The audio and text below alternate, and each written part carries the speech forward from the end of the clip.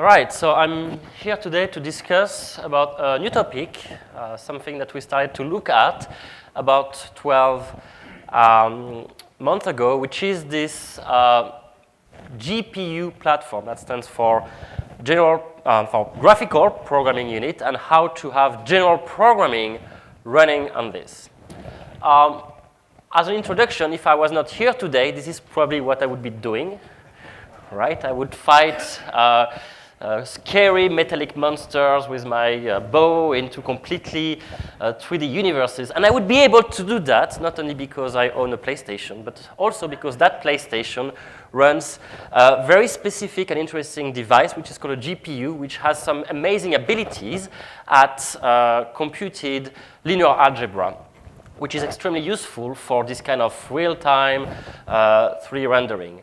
As it turns out, people realized that these things could be used somewhere else, that they were good at solving other kind of problems that look similar to those kind of problems. Anything that's more or less relates to linear algebra or doing a lot the same little things could be accelerated a lot thanks to GPU programming, enters the era of general purpose GPU. So, okay, so what is it just in a nutshell? On the left here, you have a typical CPU hardware. You have extremely powerful cores, but not so many of them. And on the right-hand side, you have a GPU with these little tiny whiny cores that are not very powerful by themselves, but there are many of them. So you will want to do probably a lot of the work on the cores, and at some point where you identify the right kind of computation, move to the GPU, do whatever computation that works well on the GPU, and then come back to the core, and then back and forth. This process is called offload. So essentially, a GPGPU application is a distributed application between the CPU environment and the GPU environment. Now, that opens a lot of questions. If you have existing code, it may not be architected or ready to run on this kind of distributed environment, so they may need refactors. Data transfer is very expensive. That might be the bottleneck of whatever optimization that you're looking for. So how to optimize those? How do you debug such a platform? I don't know if some of you have tried to debug a multi-core application with tasking before. This is a lot more challenging. Then there are new problems that appear in GPU. Data races is one that exists already on multi-core, but it becomes a lot more difficult to deal with GPU, in particular because you typically don't want to use mutual exclusion for data access, so you need to find other ways of protecting data, and then some very specific problems like occupancy and so on and so forth. So why do we care? Why are we talking about GPU today? And essentially, I think that may be the first reason. We believe that in a lot of situations, Ada is actually a better language for developing software than others. Not necessarily all kind of software, but to some category of software, it is. This is an extract from the VDC study that you have in the little baskets or bags that were given at the beginning that was run independently by VDC. Well, we paid for it, but we did not get involved in the numbers. The only thing that we had the right to do is to refuse to publish. But when we looked at the number, we decided that maybe it was worthwhile sharing. And in this particular example, this is aerospace and defense on an ARM target, so not so far from what you guys are doing. And VDC measure from their data that people that are using Ada claim 38% savings compared to people that are using C. Now, of course, this is only available for people that are doing CPU today, so it would be nice to bring that kind of value for GPU programming as well. There are other reasons why we care, and mainly this is you guys, because you guys already developed today algorithms that seem to be possible to accelerate on a GPU. This is things such as signal processing, maybe trajectory prediction, maybe image processing, physical simulation if you're using the simulator and so on and so forth. So it would be interesting that the Ada code that you have today could be supported relatively easily on a GPU, wouldn't it? Right? So that's the start of our thinking. Something interesting happened alongside of those thoughts. The hardware matured. And today, you have access to hardware platforms that corresponds to the typical kind of embedded development that you may need to do. Of course, GPU has been available for quite a long time on desktop, on server kind of application, from NVIDIA, from AMD, from Intel. Those we want to target. But we also want to target the embedded environment, NVIDIA, the ARM Mali, which probably are the two most common environments, and then a few others that we see a bit less, but could be of interest nonetheless. So, in other words, the need is here. At least that's what we hear from you guys. When we run the study, we had a lot of feedback on the interest. The hardware is here, so the only thing that we need seems to be the ADA piece. So, what can we offer? What can we do? As a disclaimer, none of this has been implemented at this stage. We are studying the topic. There are several paths that we could take. We did some prototyping. We did some early experiments. We're hoping to be able to put something in your hands at some point, but there's nothing yet ready for production. To reach that stage, we're going to need a lot of feedback from you guys.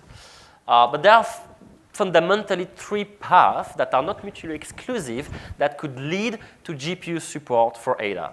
The first one is interfacing with existing libraries. The second one is taking existing technologies that work, for example, for C today, and giving them an ADA edge. And the third possibility is to create something very specific to ADA. I'm going to talk briefly about those three things. Interfacing with existing libraries is probably the least exciting option, but it has a nice property. It is possible today already. There are a lot of GPU-accelerated libraries out there that typically would have a C interface. You could use your beloved gcc-dump ADA specs to create an ADA interface to that C interface, and voila, here comes the power of GPU to you. For example, if you have an NVIDIA target, you could use all the cuBLAS and so on and so forth to do linear algebra very easily.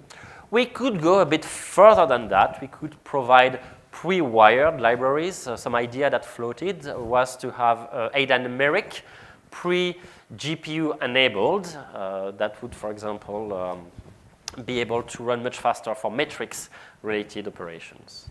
So that's the first option.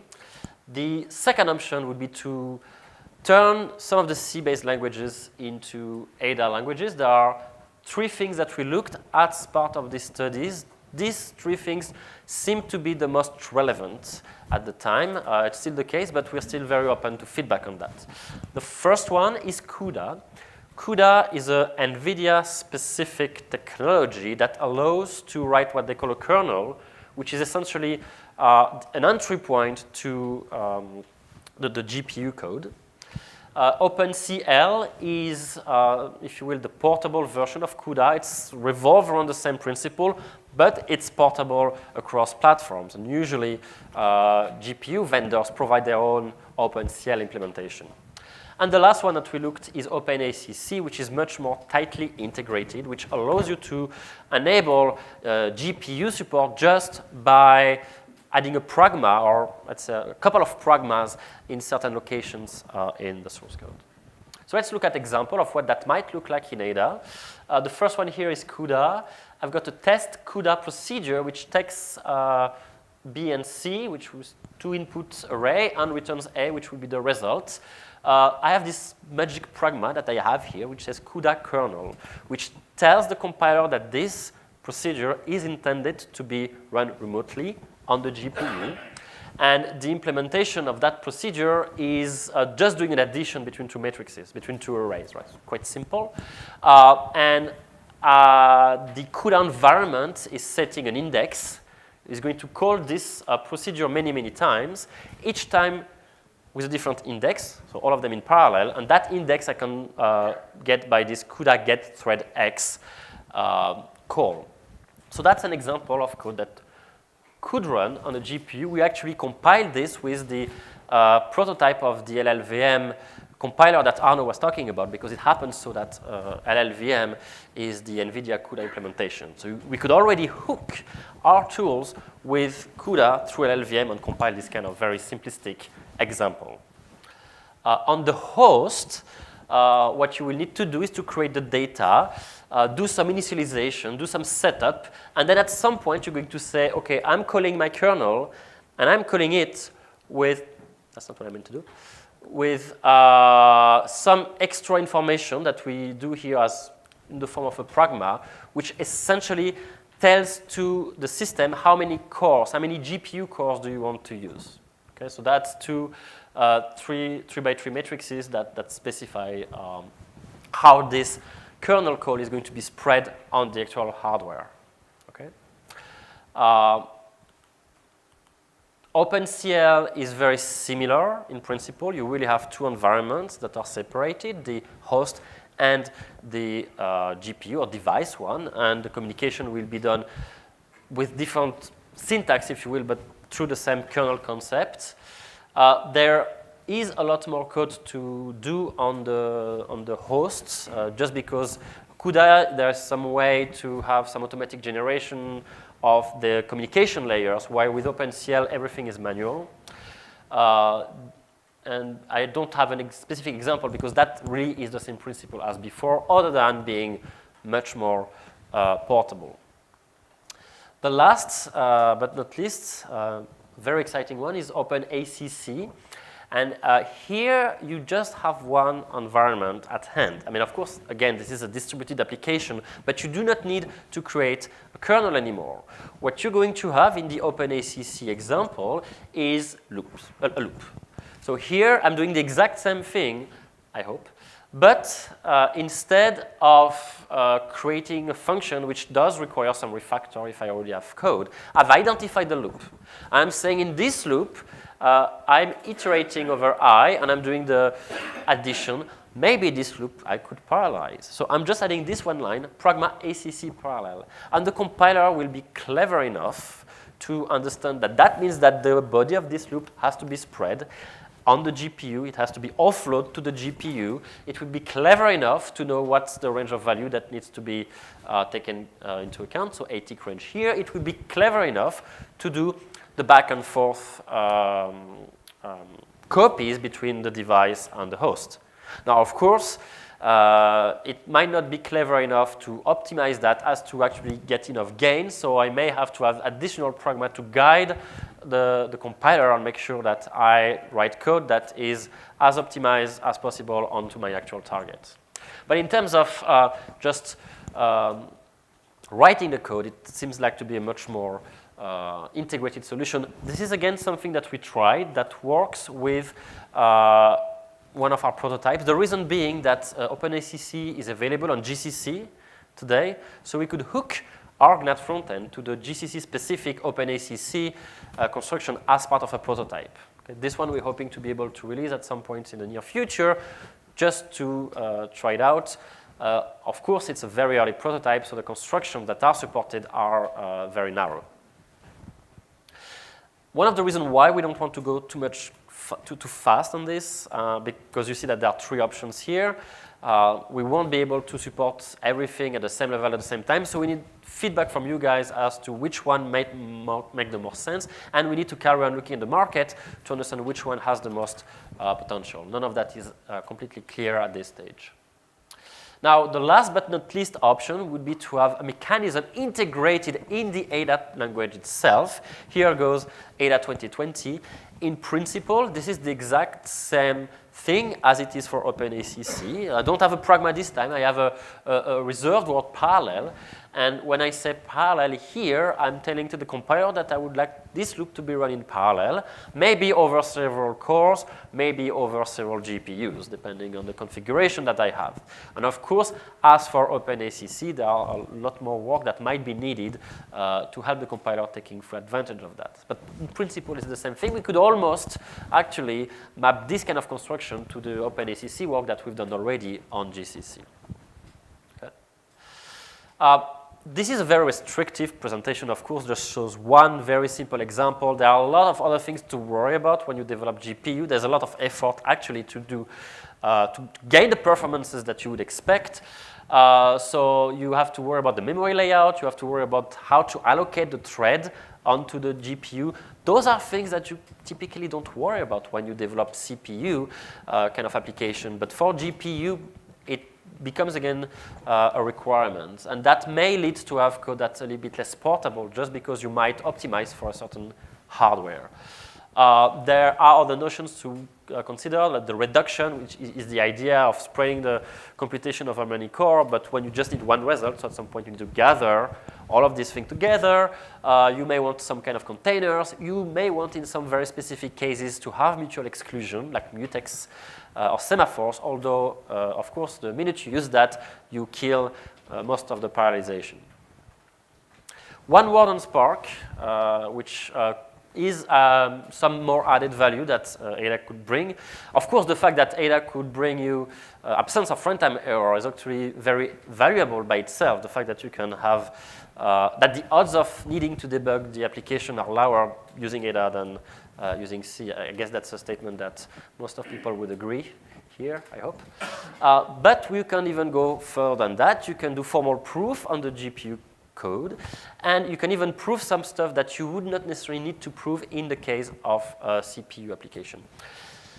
That's an example of a for loop, actually two for loop, one embedded into the other, and I've got some computation here. So I'm allocating or setting the value of x plus y size multiplied by y by the result of whatever compute function, right? And I intend to spread this computation over many GPUs. I would want to have the pragma parallel here. Unfortunately, I made a mistake here. I didn't quite understand how to consider the x and y values. And instead of doing a thing that would be x times y size, I put the y size in the wrong place. And as a result, there are values of x and y, different values of x and y within the range that will access to the same data in that loop, which means that if I put that onto my GPU, I'm going to have two cores that are going to try to write in the same place. That's a race condition. And again, I don't want to use a semaphore. I mean, this code is wrong nonetheless, but even if it was correct for some reason, I don't want to use a semaphore because I want performances. We could teach Spark to recognize that. We could teach Spark to make sure that two iterations of the loop are truly independent and that they will never write on the same data. This is not something that you can do today with existing solutions, so that's sort of the next step into bringing the GPU to Ada users, or maybe bringing GPU to safety-oriented and reliability or security-oriented applications. So to conclude this short introduction with regard to the next step, where are we at today? So as I said, we spent 1 year looking at various things that we could do. We had a lot of questions at the beginning. I think we have more questions now than we had at first, but that's okay. We are finalizing a proof of concept around OpenACC that we hope to be able to share at some point, really just to get a feel of what that might be. That will be nowhere near something that can be used in production, but that could be something that helps us evaluating whether or not this is the right path to go. We are about to start an OpenCL demonstrator because this seems to be, right now OpenACC is NVIDIA specific, that's the GCC implementation. OpenCL runs on all different kind of hardware, it integrates with a VxWorks beta, it can target the ARM Mali and so on and so forth, so we feel like this is important to invest in that. The idea that we have for OpenCL is, because we're not going to port GNAT to all the OpenCL compilers out there, we're going to use this thing called the CCG for Command Code Generator that today can generate C from a subset of Ada. Well, we're going to make it generate OpenCL, which looks like C, from a subset on Ada. Okay? This is all very open. We are interested in your feedback. If you have any comments, if you have any questions, we can answer to some now, or contact us on info@adacore.com. And if you don't know about this game there, that's Horizon Zero Dawn. It's a great one if you haven't tried it. And if you're on a PS4, I highly recommend it. And I see some people that are nodding, so I'm happy I'm not alone. All right, do you have any questions?